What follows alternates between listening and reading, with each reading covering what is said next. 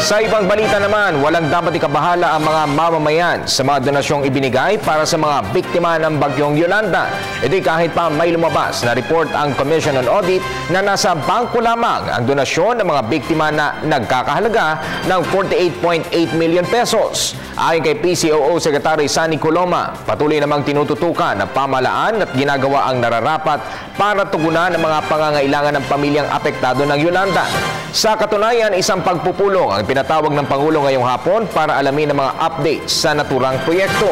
Mas makabuti din anya na hintayin na lamang ang tugon ng Office of Civil Defense.